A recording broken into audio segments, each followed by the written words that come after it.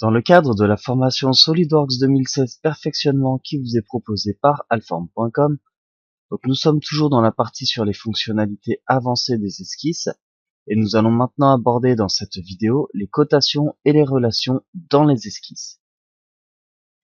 Donc nous aborderons les cotations avancées dans les esquisses, ensuite les relations avancées dans les esquisses et on va faire une mise en pratique. Je vais bien évidemment également vous montrer où trouver les paramètres et les options pour les esquisses juste avant. Donc les cotations avancées dans les esquisses, les relations, et je vous invite à passer directement sur le logiciel SolidWorks de façon à ce que je puisse vous expliquer tout ça. Donc avant toute chose, on peut aller ici dans les options de vos documents. Là ici, en dessous, vous avez esquisse. Donc là vous avez pas mal d'options pour les esquisses. Donc notamment ici la rotation automatique de la vue dans la direction normale au plan lors d'une création d'esquisse. Si vous le voulez ici, eh bien vous pouvez faire directement. Donc là je vous invite à le cocher parce que ça c'est utile. Ensuite, utilisez les esquisses totalement contraintes, c'est-à-dire que si votre esquisse n'est pas contrainte en totalité, vous n'avez pas la fonctionnalité, enfin vous n'avez pas la possibilité de créer des fonctions 3D. Donc voilà. Donc moi je vous invite à le laisser décocher parce que si vous l'avez de cocher, si un jour vous avez besoin de créer une esquisse sans la coter, c'est pas terrible, ça ne fonctionnera pas. Ensuite, afficher les points centraux des arcs dans les esquisses des pièces assemblées, normal. Afficher les points d'entité dans les esquisses de pièces assemblage, normal. Avertir de la fermeture de l'esquisse. Donc si vous voulez pas être averti comme quoi que l'esquisse va être fermée, vous décochez cette option. Ensuite, créer une esquisse sur une nouvelle pièce. Donc ça vous avez la possibilité à chaque fois que vous allez créer une nouvelle pièce qu'il crée automatiquement une esquisse, donc dans votre template en fait. Donc ça, je vous invite à le décocher parce que si vous avez d'autres choses à créer avant l'esquisse, comme des plans par exemple, eh bien, je vous invite à le laisser décocher. Ensuite, modifier les cotes pendant l'opération glisser-déposer. Afficher le plan lors du mode de vue image ombrée. Ensuite, longueur de ligne mesurée entre les intersections virtuelles en 3D. Activer les poignées de tangence et courbure de spline, montrer le polygone de contrôle de la spline par défaut, image rémanente lors du glissement, montrer le champ de courbure externe de la spline, donc ça c'est lorsque vous créez une spline, si vous voulez montrer le champ de courbure externe, eh bien vous devez cocher cette option. Ensuite, mettre à l'échelle l'esquisse lors de la création de la première cote, ça bien évidemment on remettra l'esquisse à l'échelle, donc laisser activer, et ensuite activer la saisie numérique à l'écran lors de la création d'entités. Les cotes sur contrainte, bien évidemment, il faut garder tout ça coché, parce que lorsque des cotes sont sur contrainte, il faut en être averti. Donc avertir pour définir un état piloté et définir piloté par défaut. C'est-à-dire définir piloté par défaut, c'est que si vous avez des surcontraintes, c'est-à-dire vous avez une contrainte en trop sur votre esquisse, eh bien, si vous avez cette option de cocher, directement, la cote qu'il y a en trop, elle deviendra une cote entre parenthèses, donc ça sera une cote par défaut. Ensuite, vous avez relation aimantation. Donc, si vous voulez activer ou pas l'aimantation, les géométries du modèle aimanté et les relations automatiques. Donc ça, si vous décochez ces éléments-là, vous ne pouvez pas avoir les fonctions d'aimantation comme on va le voir dans la vidéo. Ensuite, l'aimantation de l'esquisse ici, qu'est-ce que vous pouvez aimanter? Donc là, il y a tous les éléments qui seront compris dans votre aimantation, donc les points d'extrémité et les points d'esquisse, les points centraux, les points milieux, les points de quadrant, les intersections au plus proche, les tangentes, les perpendiculaires, les parallèles, les lignes horizontales verticales, l'horizontale verticale au point, la longueur, la grille, donc la grille ou pas, donc moi je vous invite à le décocher, à le laisser tel quel, et les angles d'aimantation qui sont à 45 degrés. Donc, Une fois que tout ça c'est bien paramétré, ici pour quitter cette fenêtre, il faut taper sur Entrée de votre clavier. Ensuite, on va créer un nouveau, donc on va créer on va se mettre là en novice, nouvelle pièce. Ok, là on arrive, alors par contre j'ai utilisé mon plan de référence, donc avancé, modèle, ça sera celui-ci, novice, pièce, ok. Je vais définitivement du coup le supprimer, cet élément là, donc là, explorateur de fichiers, donc ce que vous avez créé juste avant, le template, si vous voulez éviter d'avoir affaire à lui à chaque fois, allez dans le répertoire d'installation et supprimez-le. Donc c'est programme, ce sera Dassault Systèmes, ce sera, non c'est ça. Donc si vous voulez l'afficher, vous devez afficher, alors affichage, option modifier, affichage, ici vous mettez afficher les fichiers cachés, puisque c'est dans les programmes data. Vous avez SolidWorks, ici vous avez SolidWorks 2016, template, et là vous avez le template que l'on a créé juste avant. Vous le supprimez.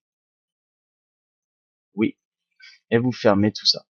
Et maintenant, lorsque vous allez créer un nouveau, ce template-là, il ne vous embêtera plus. Donc la nouvelle pièce, on valide.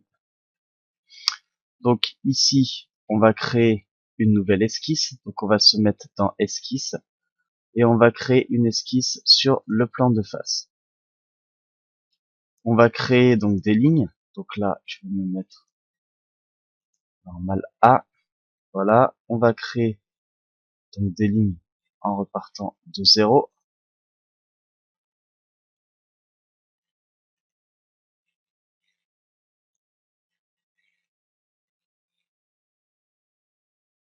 Et vous voyez en fait ce qui se passe, c'est que lorsque vous allez créer vos lignes, vous avez l'aimantation qui s'affiche.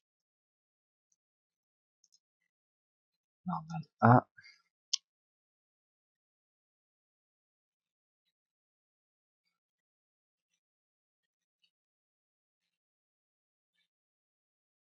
Voilà. Et voilà.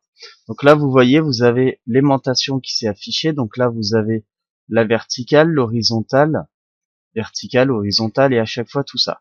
Et lorsque vous avez créé votre esquisse, donc là, lorsque vous l'avez créé, vous avez généré ici, par exemple, on va créer cette ligne. J'ai la possibilité d'aller sur celle-ci et d'avoir son point milieu, son extrémité. Là, le point milieu, l'extrémité. Là, je veux repartir au point milieu. Je peux sélectionner et je repars sur le point milieu. Voilà. Ici, j'ai la même chose. Là, je peux aller jusqu'au point milieu. Donc, ces éléments-là, ce sont l'aimantation. Donc, l'aimantation, vous pouvez bien évidemment les piloter. Là, vous allez dans outils d'esquisse, déplacer les entités, faire pivoter les entités. Et vous avez, hop, afficher, supprimer les relations. Donc là, ici, vous allez dans cette partie-là et vous pouvez afficher ou supprimer les relations entre elles. Donc là, si vous faites supprimer les relations, voilà, afficher, supprimer les relations, je valide. Et là, je n'ai plus aucune relation d'afficher. Là, ici, si je veux ajouter des relations, par exemple, entre ces deux éléments-là, je peux afficher une relation de perpendicularité. Bon, alors là, pour l'instant, je n'en ai pas besoin, mais si je crée, par exemple, une esquisse avec deux lignes comme celle-ci par exemple, et que entre ces deux lignes, je veux une relation de perpendicularité, ici je fais ajouter des relations, je sélectionne ma première et ma deuxième ligne, et là j'ai la possibilité d'avoir une perpendicularité, je rajoute la perpendicularité, si je veux une autre, si je veux égale, eh bien j'ajoute en plus une longueur égale entre ces deux lignes, et là je valide. Ensuite, la cotation, Donc là, vous avez la cotation intelligente, cotation horizontale, cotation verticale, cotation ordinale horizontale, cote ordinale verticale ou cote de longueur de trajectoire. Donc là, on va faire la cotation intelligente et on va sélectionner notre ligne. Ensuite, là, donc vous rentrez votre valeur, vous validez. Une fois que vous avez fait votre cotation, vous pouvez retourner sur cette cote et vous faites un double clic dessus et vous rentrez donc dans votre cotation. Donc là, qu'est-ce que vous pouvez faire? Vous avez la possibilité donc de modifier cette cote en direct, donc en mettant la valeur. Là, vous validez ou vous restaurez la valeur d'origine. Et là, vous avez un paramètre qui est D1. Donc ça, on va voir les paramètres dans une vidéo après, mais vous avez la possibilité de générer des équations et des paramètres à l'intérieur ici, à cet endroit-là. Ici, vous avez la possibilité de reconstruire le modèle avec la valeur actuelle. Donc là, c'est avant de valider. Par exemple, ici, je mets 100. Là, si je fais reconstruire le modèle avec la valeur actuelle, vous avez un aperçu de ce que cela va vous donner. Ici, vous pouvez restaurer la valeur de l'incrément. Donc là, on incrémente à 10. Si vous voulez en faire un réglage par défaut, vous pouvez le générer, et ainsi de suite. Ensuite, vous validez votre cote. Et là, une fois que vous avez validé la cotation, vous avez la possibilité d'avoir ici d'autres options sur votre cote. Donc là, votre cote, vous pouvez lui afficher un style. Donc si vous n'avez pas de style, vous pouvez ajouter un nouveau style. Par exemple, vous mettez SolidWorks 2016 perfectionnement. Vous validez ce style et vous pouvez donc créer un nouveau style. Donc dans ce style, vous allez donc modifier ces éléments. Donc SolidWorks 2016 perfectionnement. Vous mettez par exemple une tolérance symétrique. On va mettre plus ou moins 0,1. Ici, on peut le montrer entre parenthèses, donc dans votre cotation de votre esquisse. Après, vous pouvez bien évidemment avoir votre tolérance avec une certaine précision, identique au type normal ou pas. Ensuite, lorsque vous descendez, vous avez les valeurs primaires, donc elle s'appelle D1 de l'esquisse 1, et elle vaut 100 mm. Si vous voulez la remodifier, vous pouvez le refaire encore ici. Voilà. Ensuite, texte de cotation, bien là, vous avez ici entre croche dim, c'est votre dimension. Et vous pouvez bien évidemment ajouter du texte en plus à votre cote.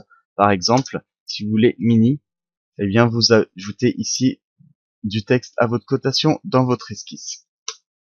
Donc là, on va rester sur celui-ci.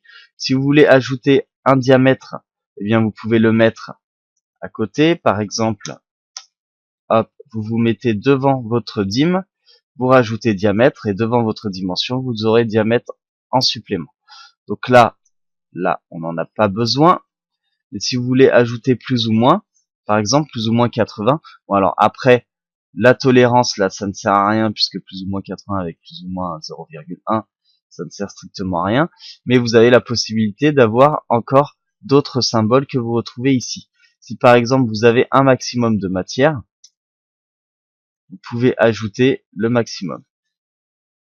Voilà, vous avez d'autres symboles que vous pouvez ajouter. Donc là, moi je vais rester sur ce style ici de cote et je vais l'enregistrer. Donc là, c'est le style de cote. Je vais ajouter une tolérance symétrique. J'enregistre mon style de cote. Mon style de cote, je vais l'enregistrer dans un dossier. Donc là, je vais l'enregistrer dans cette partie-là. Nouveau dossier.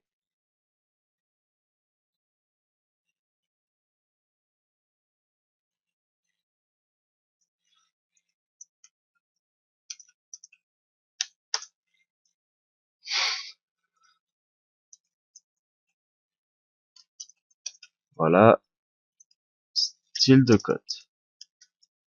Je l'enregistre en .style et je valide. Et là, j'ai mon style de cote qui sera enregistré. Je peux lui mettre une tolérance ici. symétrique et j'enregistre mon style de cote avec ma tolérance symétrique. Donc ensuite, une fois que ça c'est généré, bien évidemment, je peux passer à mes fonctions 3D, je peux passer à d'autres cotations également, et je peux construire donc ma pièce. Je sors de mon esquisse par cette fonction, et voilà. Donc, dans cette vidéo, je vous ai fait une présentation des cotations avancées dans les esquisses. Donc, je vous ai notamment montré comment on peut créer un nouveau style de cote. Ensuite, je vous ai fait une présentation des relations avancées dans les esquisses. Donc, je vous ai montré comment afficher ou pas les relations et comment en créer de nouvelles. Donc, par exemple, lorsque l'on a deux lignes et qu'on veut qu'elles soient perpendiculaires, on les sélectionne et on ajoute donc la relation de perpendicularité entre ces deux, et on a donc fait une mise en pratique de cotation. Donc on a créé un nouveau style de cote et on a également vu comment créer des relations avancées dans les esquisses.